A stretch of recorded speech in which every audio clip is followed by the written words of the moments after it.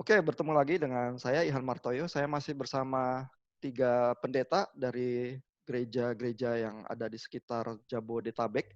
Ada Pendeta Yohanes Budi dari GI Hokintong, ada Pak Jeffrey Xiao dari GKY Greenfield, dan ada Pak Yohanes Halim dari Karawaci Presbyterian Church. Eh, ya, selamat malam. Nah, kita tahu ya fenomena yang dialami oleh gereja-gereja di dalam kebaktian online ya sekarang ini begitu ya. Dan terutama ada diskusi-diskusi tentang perjamuan kudus ya. Kalau mendengarkan khotbah saja itu sih biasanya tidak terlalu masalah dengan di online. Tapi bagaimana menyikapi sakramen yang online ya? Ini ada berbagai pendapat. Kita dengar dulu kali dari pendapat Pak Yohanes Budi ya. Apakah sakramen online itu oke, Pak? Iya, ini memang bukan merupakan satu jawaban yang mudah sekali ya, karena kita akan mengingat bahwa sakramen itu merupakan satu tanda, begitu.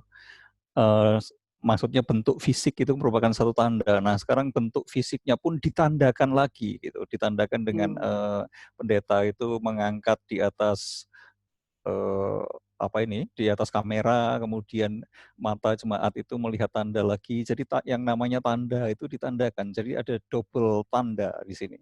Dan kemudian tanda yang dilihat di sana kemudian ditransfer mungkin dengan tanda dari roti yang disiapkan dari rumah masing-masing, anggur yang disiapkan dari rumah masing-masing, begitu. Eh, jadi ada permasalahan di situ. Jadi double tanda. Tapi apakah itu mungkin? Apakah itu tidak mungkin? Begitu ya. Apakah tanda itu cuma satu lapis? Apakah tanda itu bisa dua lapis? Atau tanda itu bisa berlapis-lapis? Asal semua tanda itu menuju kepada yang ditandai itu kan gitu itu. Jadi hubungan antara yang real yang ditandai begitu ya, makna dari perjamuan kudus itu dengan tanda ini seperti apa hubungannya, itu kan juga sesuatu yang masing-masing gereja itu memiliki pemahaman yang sudah ada berbagai variasi begitu. Jadi Ya. tergantung di situnya sih ya. Jadi memang seperti tadi dikatakan bagi gereja Roma Katolik dan gereja Ortodok mungkin tidak terlalu mudah karena melihat hubungan antara tanda dan yang ditandai itu sedemikian eratnya begitu. Semakin ke Zwingli semakin nggak ada masalah gitu. Jadi Ya. tergantung di situnya sih ya. Dan Calvin itu kan ada di tengah-tengah antara Katolik, Luther, Betul. dan Zwingli ya.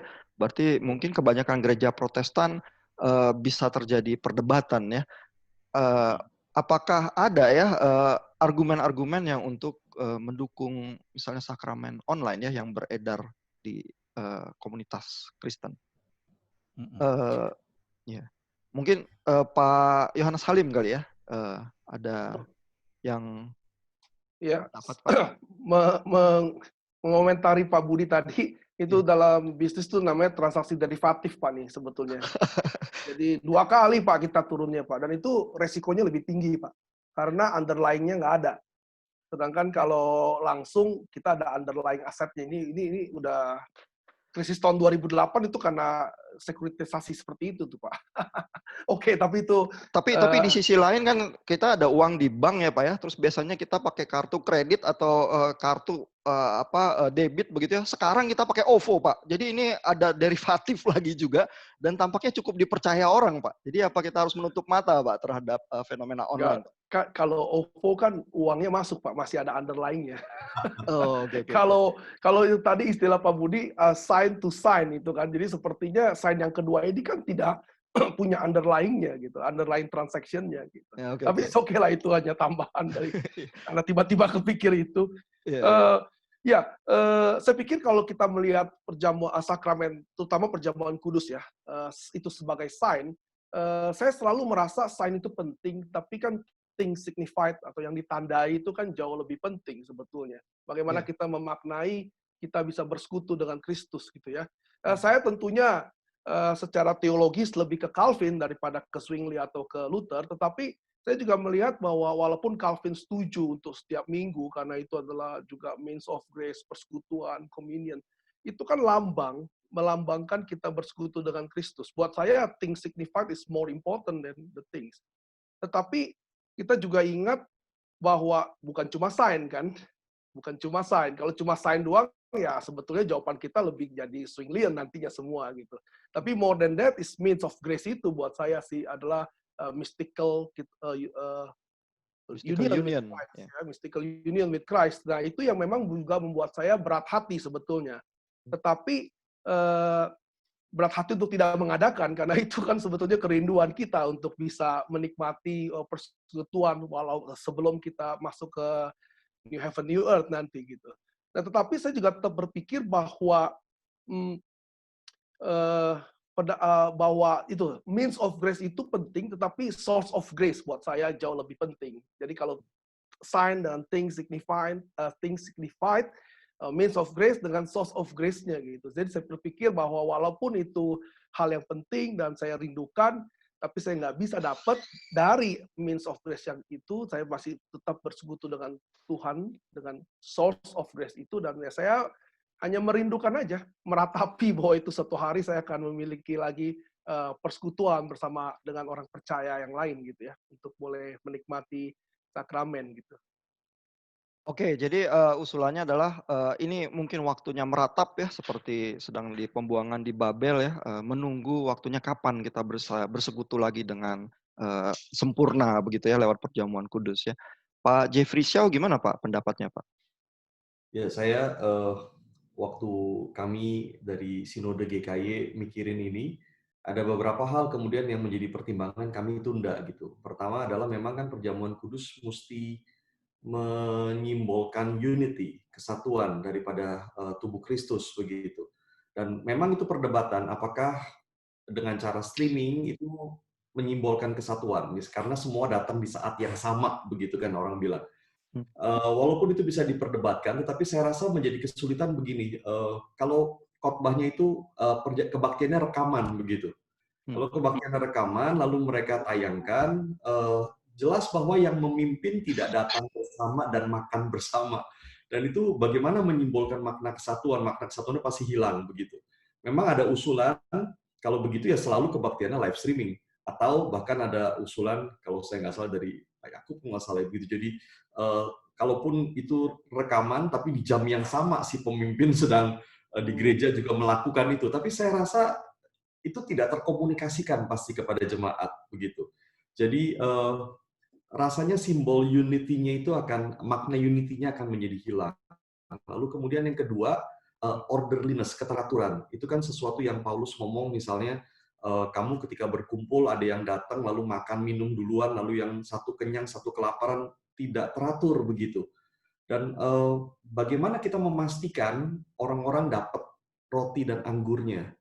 Sulit sekali. Saya rasa gereja yang lebih kecil, jemaatnya lebih sedikit, masih mungkin membagi lalu memastikan jemaatnya dapat.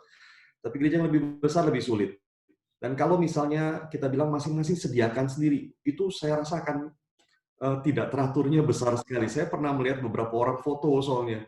Wah, itu pakai biskuit lah, pakai apa, pakai teh, pakai pocinya apa, udah benar-benar sangat ini banget.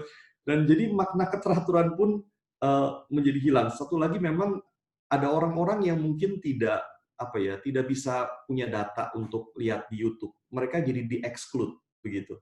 Dan ini jadi sesuatu yang sebenarnya juga seperti Paulus ngomong, jadi mereka ada orang-orang ter-exclude malah. Ini bukan orang yang nggak mau datang, tapi nggak mampu begitu. Kedua, lalu satu lagi yang terakhir memang masalah kekhidmatan si solemn. Jadi kita kan mesti memeriksa diri, mengaku dosa. Sementara situasi rumah setiap orang berbeda, kondisinya, atmosfernya, saluran internetnya berbeda begitu. Jadi akhirnya menurut kami begini, apakah bisa secara streaming itu menyimbolkan makna kesatuan, orderliness, solemn, bisa nggak? Mungkin bisa, tapi sulit sekali. Jadi akhirnya lebih baik kami menunda begitu. Oke. Nah ini kan ada beberapa aspek ya menunda lebih baik dari sisi keteraturan dan lain sebagainya begitu ya. Tapi coba saya challenge sedikit ya. Kalau saya baca kisah Korintus ya, misalnya Paulus kalau perjamuan kudus ya di gereja di Korintus, itu kan memang tidak bisa ada bait Allah, juga itu kota pagan basically ya. Jadi teman-temannya Paulus yang pinjemin rumah, dan tampaknya agak kacau begitu ya, karena toh kelihatannya orang-orang bisa bawa makanannya sendiri begitu ya. Sampai di 1 Korintus 11 ada teguran dan lain sebagainya gitu ya, kok kalian mabuk ya, perjamuan kudus macam apa itu gitu ya. Kita bahkan nggak bisa membayangkan ya kita mabuk begitu ya, karena anggur kita yang kita sediakan nggak cukup buat mabuk ya biasanya kalau di gereja. Nah, jadi sebenarnya even di dalam situasi yang semacam itu pun ya, Paulus tuh melihat memang Tuhan hadir dan lewat perjamuan kudus itu kita dipersatukan di dalam satu tubuh Kristus ya. Memang dia minta order yang lebih baik ya di dalam perjamuan kudus itu. Jadi mungkinkah jangan-jangan kita memang udah terbiasa ya dengan tradisi kita, sehingga kalau Tuhan itu men-scatter kita ya sekarang, udah kamu tersebar ke seluruh dunia ya, eee eee, me meniti jalan-jalan yang tidak biasa kita lalui lagi ya, sebagai komunitas umat Tuhan, tetapi harus kita jalani. Jangan-jangan kita enggan karena memang kita punya kebiasaan-kebiasaan khusus yang memang, kita sudah jalani dan berhasil, begitu. Gimana pendapat Bapak-bapak? Pak Yohanes Budi dulu, Pak. Iya, pertanyaan yang baik ya. Jadi pertanyaan yang baik dan sulit dan mungkin saya nggak tahu jawabannya juga gitu. Maksudnya sulit itu begini, ini kan kita bukan sedang berandai-andai saja. Kalau kita itu sedang berandai-andai, tidak ada pandemi ini dan tidak ada kemungkinan bahwa gereja ke depan itu akan seperti itu akan ya kita bisa membuat jawaban-jawaban yang juga berandai-andai. Tapi kan ini tantangan yang real sekali di depan mata kita bahwa hal seperti ini bisa terjadi begitu. Mengingat kalau kita lihat sudah ada satu pandemi yang seperti ini, ya mungkin virus-virus yang lain juga sudah memiliki trik yang sama begitu. Jadi nanti akan berapa tahun sekali akan seperti ini begitu kan, satu tantangan gitu. Padahal Pandemi yang ini satu kelar, 2 tahun lagi ada pandemi yang lain gitu ya. betul. Jadi padahal yang satu ini aja kita belum tahu kapan ini bisa selesai seperti ya yang kita sudah tahu begitu ya. Jadi ada kemungkinan kita akan tercerai-berai begitu, kita tidak bisa lagi di bait Allah begitu. Kemudian sama seperti gereja di Korintus gitu juga akhirnya gereja rumah dan ada perjamuannya ya dan dalam perjamuan itu pun akhirnya dilakukan satu perjamuan kudus gitu. Ya, ya, betul sulit itu. Jadi, apakah kita harus tetap mempertahankan tradisi pemahaman teologis kita begitu ya, yang saya juga cenderung ke Calvinis begitu, yang melihat bahwa hubungan antara sign and thing itu sendiri masih sedemikian dekatnya begitu dan di sana juga ada seperti yang tadi dikemukakan ya, jadi ada mystical union, jadi kita itu mengalami satu union dengan Kristus dan karya keselamatannya di dalam kita, yang juga mempersatukan kita dengan orang percaya itu di dalam satu persekutuan orang kudus, begitu. Dan tanda sendiri itu masih merupakan satu yang penting, begitu ya. Tanda itu bukan satu tanda yang kosong, begitu. Nah, cuma tanda yang ini tadi, ketika itu ditandakan dengan tanda yang lain, bagaimana hubungan antara tanda yang mewujud di dalam sakramen itu, begitu ya, dengan tanda yang ada masing-masing di rumah itu, ya akhir-akhirnya kembalinya ya kita seperti yang Pak Yohanes Halim tadi kemukakan ya, bahwa yang lebih penting itu adalah thing itu sendiri gitu ya, tanda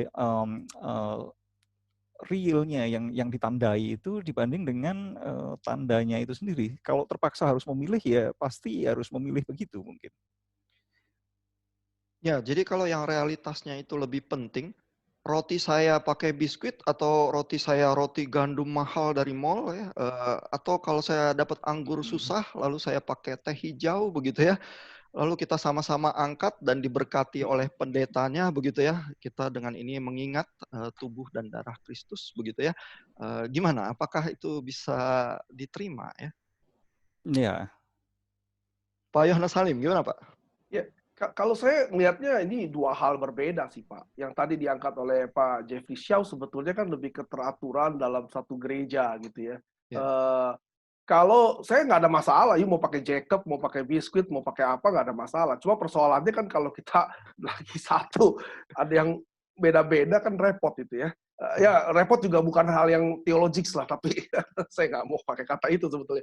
Nah, maksud saya begini, bukan rotinya saya pikir yang tadi diangkat sebetulnya, tapi keteraturannya gitu yang sebetulnya menjadi means-nya. Nah, buat saya mungkin kalau kondisi andai-andai itu terjadi, saya pikir ibadah di rumah dengan dua keluarga, lalu salah satu menjadi imam untuk memimpin perjamuan kudus, saya pikir valid-valid aja ya. Tapi itu kan bukan online. Kalau scatter is different dengan online maksud saya. Karena online saya juga setuju dengan Pak Budi tadi, terjadi double sign gitu ya. Bukan double nih, turunan dari sign gitu.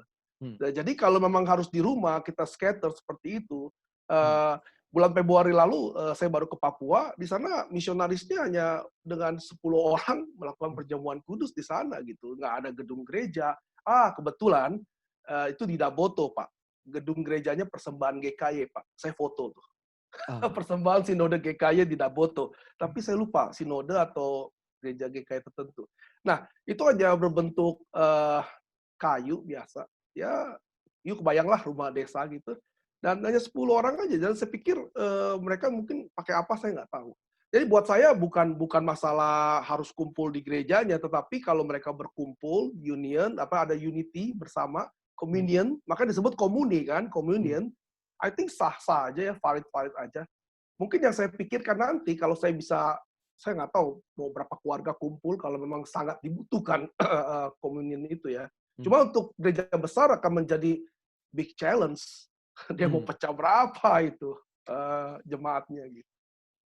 Tapi ini ada mulai ada alternatif solusi ya. Jadi artinya kalaupun kita bisa bertemu dalam lingkungan yang besar, tapi masing-masing di lingkungan ya, sehingga yang fisik itu tetap dimaknai sebagai lokalitas yang mempersatukan kita secara fisik begitu ya, bisa dilakukan begitu ya. Tinggal bagaimana mengaturnya, siapa yang serving the communion dan sebagainya ya. Satu yang penting dalam communion kan fencing the table ya, menjaga gitu ya. Nah, apakah orang yang melakukan itu perlu di training atau apalah? Ya nggak usah sekolah seminari dulu, kelamaan gitu ya. Tapi kita training kalau memang kepala keluarga yang baik atau apa. Atau kalau memang dia nggak mampu ya kita bagi tugas ke penatua, diaken atau yang lain.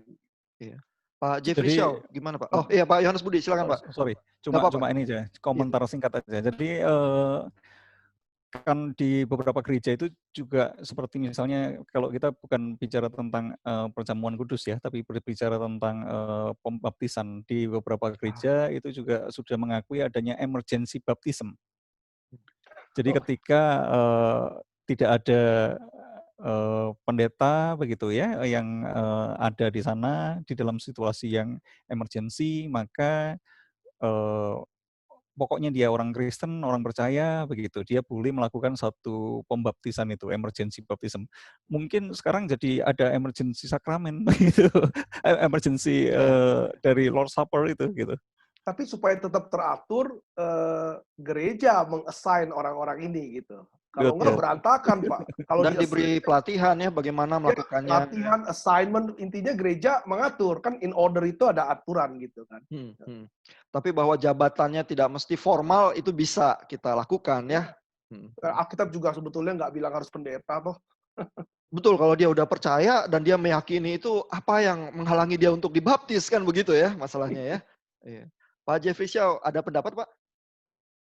Ya, bagi saya sih sebenarnya makanya waktu Sinode GKI keluarin sikap itu ditutup dengan kalimat begini, apakah kalau ini berkelanjutan, lalu mungkinkah akhirnya kita memutuskan oke dengan perjamuan kudus secara streaming? Jawabannya adalah mungkin. Karena sebetulnya tidak ada keberatan yang terlalu bagaimana, tapi bagi kami itu sulit begitu. Jadi dan tidak ada salahnya menunda begitu. Jadi memang tidak ada salahnya. Dan yang penting makna itu bisa terjadi, memang ada unity, ada keteraturan begitu ya, ada solemnity gitu, ada kekhidmatan. Nah, asal itu ada sih sebenarnya memang nggak apa-apa. Dan memang kita tahu bahwa kita juga nggak bilang harus pendeta yang menjalankan betul gitu. Tetapi kan memang di dalam sejarah kan karena dianggap bahwa sakramen itu memang tidak bisa lepas dari work ministry gitu kan. Maka Iya. akhirnya yang menjalankan sakramen ya orang yang diordain as a word minister begitu. Jadi maka dia menjalankan itu. Tapi memang kita tahu tidak ada kemutlakan. Itu pun dilakukan hanya untuk menjaga the table begitu. Iya. Pak, saya pikir ya, ini mungkin kita bisa angkat bahwa apa yang kita lakukan, kehati-hatian ini bukan sekedar terikat sama tradisi kita, tapi lebih kita mau berhati-hati. Mungkin itu poin ya Pak Ihan, supaya Oke, kita nggak oke. disangka orang-orang yang sekedar menjaga tradisi, tapi kita cuma mau Oh, iya, iya. berhati-hati karena kita diberi tanggung jawab gitu ya. Orang Protestan kan nggak menjaga tradisi ya. Maksudnya tradisi itu tidak sepenting daripada pemikiran teologinya begitu ya. Iya, iya, iya. Mohon maaf kalau kata-kata challenge saya tadi terlalu keras. Nah, jadi tapi Nah, kita mulai ya ini Pak dulu Budi, ya. silakan Jadi Pak. pembicaraan ini kan bisa meluas. Jadi seru nih. Mumpung hangat ini. Jadi seperti tadi. Jadi firman ya. Firman itu kan seperti tadi kita bicarakan, firman itu masih bisa diteruskan gitu melalui online. Jadi firmannya online, tetapi roti dan anggurnya itu apa enggak roti dan anggur online juga aja gitu ngambil. Oh, tinggal klik gitu ya. Oh, pakai klik aja ya. Mari kita bersama-sama klik gitu ya. Jadi bisa kemana-mana sih itu sebetulnya diskusi begitu ya. Iya, karena kalau kita mengimani realitasnya ya, tandanya terjadi shifting begitu ya. Dulu di perjanjian lama ada korban darah yang memang dipersembahkan di bait Allah ya. Tapi terus Second Temple pun dihancurkan begitu ya. Bagaimana kita menghidupi iman kita berpusatkan Kristus, ada pergeseran ya, dan kita tuh mengikuti begitu ya.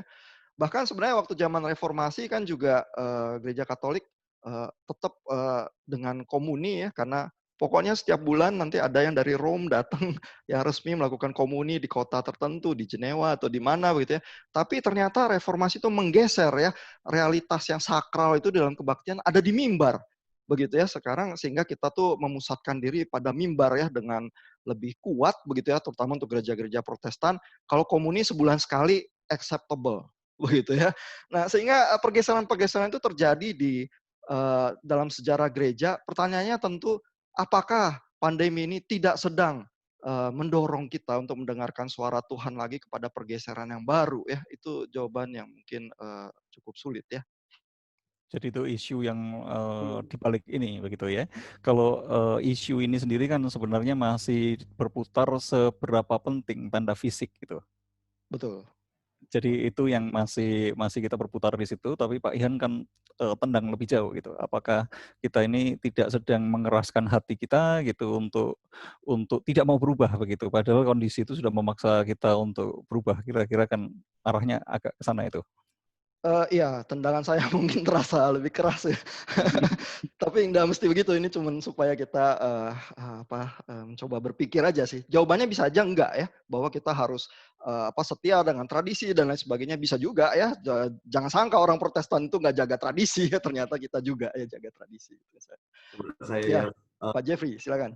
kalau ini masih dalam konteks perjamuan kudus kan yang pembicaraan kita ya. Iya. Jadi mungkin begini kali, kan kita nggak tahu memang kondisi ini kapan berakhir, tapi kita juga tahu bahwa kondisi ini bukan selama-lamanya. Dan bukan 4 tahun, 5 tahun lah begitu kan. Walaupun kita nggak tahu berapa lama. Artinya kondisi ini sementara, bahkan Jakarta mungkin dalam beberapa bulan ini sudah bisa ibadah walaupun ada banyak pembatasan-pembatasan. Ini kan peraturan mau keluar minggu ini dari Menteri Agama begitu.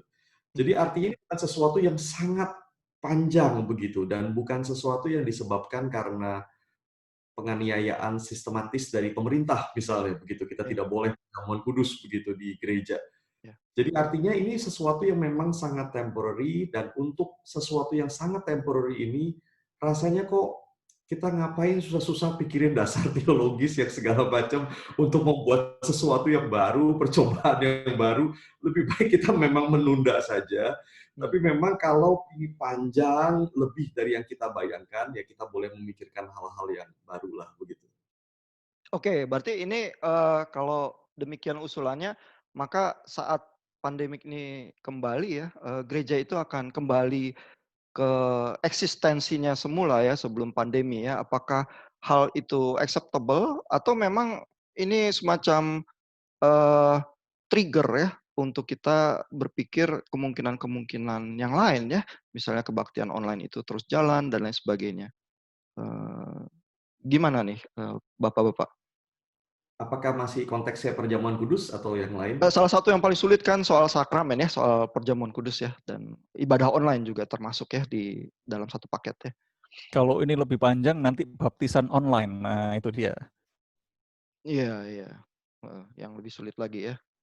Tapi ketika Sulit. semua sudah kembali ke gedung gereja, Hmm, sebetulnya tidak ada alasan untuk kita tidak melakukan seperti dulu dalam hal sakramen ya, perjamuan kudus dan baptisan. oke. Di hadapan assembly, jemaat, lalu sama-sama menyaksikan begitu. Jadi tidak ada alasan sih untuk mengerjakan yang lain gitu. Apa alasannya begitu ya? Betul. Kecuali memang keadaan berubah, tiba-tiba misalnya penganiayaan besar, lalu tidak ada gedung gereja dan itu pasti ya tentu pasti kita berubah. Ya, jadi kan Iya kondisi yang normal begitu ya dengan kondisi emergency itu kan sesuatu yang berbeda itu. Jadi apakah emergency ini akan selama-lamanya menjadi emergency seperti ini?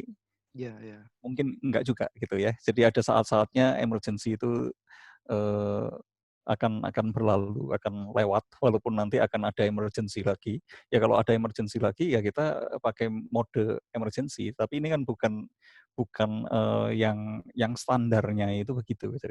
Jadi mungkin kita Iya tidak mengubah standar, tidak mengubah teologi kita, tradisi teologi maksudnya ya.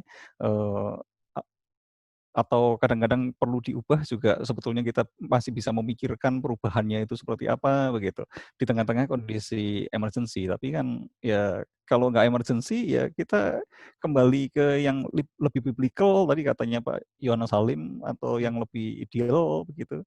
iya. Ya, jadi ini pertanyaannya menjadi seberapa emergensi ini ya, dan seperti Pak Jeffrey Shaw tadi bilang, tidak ada alasan ya kalau kita memang kembali ke gedung gereja lagi, kita melakukan yang memang sesuai dengan tradisi yang kita imani begitu ya. Kalau saya boleh challenge terakhir ya, eee, Paulus di zamannya ya, melihat, bahwa, nah seberapa emergensi ya, ini jadi pertanyaannya yang krusial juga buat Paulus ya. Paulus melihat memang, eee, dia berada di masa akhir ya, sehingga di dalam visi apokaliptiknya dia melihat ini harus penginjilan ke dalam Gentiles begitu ya. Sementara mungkin kebanyakan orang-orang Yahudi di zamannya dia merasa, ya udah ya ada bait Allah di Yerusalem, ya sudah ya kamu kenapa repot-repot ke Gentiles ya. Apalagi Paulus ini kedengaran mungkin terlalu liberal ya, karena kok yang Gentiles nggak perlu disunat ya untuk masuk karena sudah menerima Kristus begitu ya, karena seradikal itu visinya Paulus menangkap karya Kristus itu begitu ya. Jadi buat kawan-kawannya ya, mungkin Paulus itu terlalu mengemergensikan ya situasinya. Lihat aja kan di 1 Korintus 7 dia bilang udah nggak usah nikah lagi ya karena segala sesuatu ini akan berlalu begitu ya. Kan sekarang terbukti salah ya, kata mahasiswa saya di SDT bilang, "Lah gimana itu Paulus ya di 1 Korintus 7 tampaknya dia salah kira," begitu ya. Nah jadi, tapi Paulus, bersikeras ya, dan di dalam state yang dia lihat itu ya bahwa Tuhan tuh sedang bekerja ya dengan rencananya yang mungkin di luar pikiran banyak orang ya, dan di dalam itu dia meraih, kairos itu ya, menginjil ke Gentiles ya seperti orang gila ya keliling dunia ya dengan misi yang apa, sabung nyawa semacam itu ya. Dan, di dalam hal itu kita mewarisi ya tradisi, gereja itu yang sampai sekarang begitu ya. Nah, bagaimana Bapak melihatnya ya? Seberapa emergensi itu mungkin ada spektrumnya ya, yang setiap gereja dan setiap, komunitas Kristen bisa menyikapinya berbeda ya. Lalu kalau ada yang melihat lebih emergensi dibanding yang lain, kita sebagai gereja gimana ya? Pak Yohanes Salim. Wah, makin malam makin susah tanya. Eh, ya, pertama saya setuju dengan Pak Jeffrey bahwa ini bukan keadaan yang permanen dan dalam keadaan kita teraniaya. Karena saya baru diskusi dengan satu hamba Tuhan yang tetap mengadakan ibadah sampai hari ini secara fisik. Memang jumlah size jemaatnya memungkinkan. Saya bilang it's okay gitu. Tapi satu Gereja kecil kalimat ya? Maksudnya bisa protokol jaga jarak gitu bisa ya? bisa ya. Eee, terus saya cuma mengatakan bahwa, peraturan pemerintah mengatakan kan sementara kita tunda gitu kan ya. Lalu kalimatnya adalah, "Saya harus lebih taat kepada Tuhan daripada kepada manusia," gitu. Saya bilang, "It's a good answer," tetapi kan you bukan Petrus dan bukan kondisi yang sama ya dengan Petrus pada waktu itu ya. Hari ini kan semua agama juga Betul, ditunda gitu. betul. Jadi artinya, eee, nggak selalu kok kasus yang dipakai di perjanjian baru itu bisa langsung paralel dengan kasus hari Ya, ini gitu. kebanyakan nggak bisa kita aplikasikan plug Iya, gitu aja. Ya, secara langsung gitu. ya. Nah, saya pikir gini, saya nggak pernah terlalu khawatir untuk menentukan kadar emergensinya gitu. Karena dalam pimpinan Tuhan saya rasa kita juga nggak akan se-ignorant itu pada waktunya ketika itu memang kita harus berubah, harus change. Saya pikir pasti akan terjadi gitu. Saya pikir sepanjang sejarah nggak ada gereja yang bisa menahan sesuatu yang memang harus berubah gitu. Tentunya hal-hal yang tidak fundamental. Saya pikir hal-hal yang fundamental mungkin kita harus mati gitu, bukan harus berubah. Gitu. Tapi untuk hal-hal yang tidak fundamental, saya pikir itu sesuai dengan zaman aja gitu. Toh hari ini juga nggak ada lagi kan, paling satu gereja aja yang masih nyanyiin lagu barok gitu kan ya. Maksud saya ada change juga pada akhirnya karena nggak bisa saya nyanyi maksud saya. Tapi karena saya nggak bisa. Nggak, maksud saya hal-hal yang fundamental saya rasa nggak akan berubah. Gitu. Penginjilan seperti itu nggak akan berubah dan itu malah menjadi semakin kencang seharusnya hari ini gitu karena orang membutuhkan itu. Tapi bentuk penginjilannya kan tentunya akan ada shifting method ya. Fixed theology, flexible methodnya lah gitu. Jangan dibalik gitu. Ya, Jadi ya, silakan. kembali ke sign and thing tadi kan. Jadi kita kan sebetulnya berteologi, kita beribadah, semuanya itu kita menggunakan bahasa-bahasa simbolik ya. Kita itu menggunakan simbol-simbol dan itu kan merupakan satu penerjemahan kita begitu, sebagaimana yang juga di-reveal melalui Alkitab dan melalui apa yang ada di Alkitab itu, kemudian kita menandakan itu di dalam bentuk-bentuk peribadahan kita gitu. Dan ketika kita melihat itu kan kita semua sign itu kan terkait dengan thing itu. Sign and thing itu merupakan sesuatu yang saling terkait dengan satu dengan yang lainnya, tapi pada saat yang bersamaan kita tidak bisa menyamadengankan sign itu dengan thing begitu. Karena sign dan thing itu dua hal yang berbeda begitu. Walaupun sign dan thing itu tidak bisa dipisahkan. Jadi yang boleh berubah itu kan sign-nya. Karena konteksnya yang berbeda dan sebagainya, tetapi thing-nya sendiri itu kan merupakan sesuatu yang fundamental yang kita tidak ubah sesuai dengan zaman kita gitu. Seperti wujud peribadahan kita ya berubah. Gereja mula-mula tidak beribadah dengan cara yang seperti kita sekarang jalani gitu. Pemaknaan tandanya itu berbeda. Maksudnya wujud ekspresi tandanya itu berubah, tetapi kan esensi ibadah kita, esensi iman kita dan sebagainya itu tidak berubah ya. Jadi isunya itu tetap sign and thing ini. Kita berbicara tentang sakramen, baik perjamuan kudus, baptisan, ataupun bentuk-bentuk ibadah kita, musik yang digunakan, semuanya itu kan terkait dengan ini. Bagaimana hubungan antara tanda dan yang ditandai itu. Jadi tandanya bergeser tidak perlu mengancam esensinya ya Pak ya? Tandanya bergeser, iya, cuma kita perlu menjaga pagar itu, jangan kemana-mana. Gitu. Oh, oke. Saya sih tetap di situ aja sih ya. Hati-hatian ya, itu katanya Pak Yohanes Salim tadi yang dipakai. Betul. Karena risk management Pak. itu bisa apa aja, seperti kita menikah gitu ya, kita menggunakan tanda yang umum cincin gitu, mau diganti sandal jepit juga boleh aja gitu, tapi tidak dari emas ya. Maksudnya itu apakah kita itu sebebas-bebasnya begitu ya, betul. pagar yang perlu kita pertimbangkan itu yang tadi yang kita sebut sebagai kehati-hatian, atau ada yang menyebutnya sebagai kesetiaan kepada tradisi ya. Tapi ya itu kehati-hatian supaya tanda itu ya tidak liar, maksudnya itu kan yang dikemukakan Paulus di 1 Korintus itu juga ya. Jadi memaknai tanda, tapi ya jangan dibuat memaknai tanda itu seliar-liarnya yang begitu tanpa ada batasan gitu. Mungkin Iya. di wilayah pembicaraan kita itu. Oke, Pak Jeffrey gimana Pak? Dari komentar-komentar yang lain ada pendapat? Enggak sih, saya cukup. Jadi untuk soal perjamuan kudus nggak ada tambahan. Cuman malah saya jadi berpikirnya tadi soal kalau ngomong emergency begitu ya. Mungkin memang beberapa gereja kita apa ya terlalu santai di dalam hal yang lainnya, bukan dalam hal sakramen begitu. Jadi kita terlalu santai dalam menjalankan amanat agung misalnya begitu ya. Jadi kita selalu tidak ada emergency. Kalau pernah dengar waktu itu sempat di Gospel Coalition kalau nggak salah dibahas, jadi buku The Trellis and the Vine, itu buku itu jadi terkenal lagi karena di dalam buku itu dia ada seperti bernubuat soal pandemi begitu kan. Jadi dia bilang bagaimana kalau itu terjadi begitu. Dan ternyata sekarang terjadi begitu ya. Lalu apa yang mesti dilakukan oleh gereja? Nah banyak gereja nggak siap. Oh, oke. Iya, jadi sense of emergency itu mungkin tetap dibutuhkan ya dalam hal-hal tertentu ya. Oke. Thank you Bapak-bapak kita. Iya, iya, silakan Pak. Lagi tanggung nih, Pak Yohanes Salim. Bukan, saya sangat setuju bahwa sebetulnya yang harus kita konsentrasikan adalah kepada panggilan kita kan, untuk apakah gereja mengerjakan panggilan amat agung ini, yang saya rasa emergensinya udah lama nih, bukan gara-gara pandemi gitu. Nah, ini yang kita harus pikirkan dengan kondisi seperti ini, metodenya bagaimana gitu. Saya pikir itu menjadi lebih krusial ya saat ini. Oke, kita akan bicarakan di klip yang berikutnya ini ya.